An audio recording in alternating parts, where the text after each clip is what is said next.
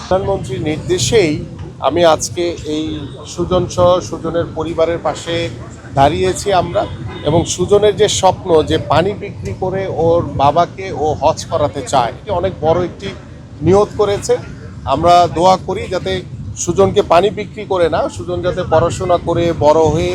যাতে সে তার নিজের উপার্জন দিয়ে যাতে তার বাবা বা মাকে তাকে যাতে হজ করাতে পারে, সেই বিষয়টি আমরা আশা করি যে ভবিষ্যতের দিকে আমরা তাকিয়ে রইলাম। পাশাপাশি হচ্ছে আমাদের সুজন যেহেতু এই পরিবারের একমাত্র উপার্জনক্ষম, এবং ওর বাবা তিনিও চা বিক্রি করেন, কিন্তু মা অসুস্থ, কাজ করতে পারেন না দেখে সুজনকে দিয়ে পানি বিক্রি করিয়ে তার পরিবারকে চালাতে হয়। তা আজকে ইতিমধ্যে আমি বলেছি যে সুজন আর পানি বিক্রি করবে না, ওর পড়াশোনা এবং ওর বাবার চলার জন্য, পরিবারের চলার জন্য একটি আর্থিক অনুদান প্রতি মাসে সুজনের বাবার কাছে চলে যাবে, এবং সেটি দিয়ে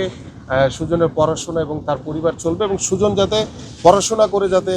মানুষের মতো মানুষ হয় বা বড় হয়ে তার যে স্বপ্ন যে পানি বিক্রি করে না, তার বাবাকে সে পড়াশোনার মাধ্যমে সে বড় হয়ে নিজে উপার্জন করে যাতে তার বাবাকে হজ করাতে পারে, সেই প্রত্যাশাটা আমরা সবাই করি ইনশাআল্লাহ।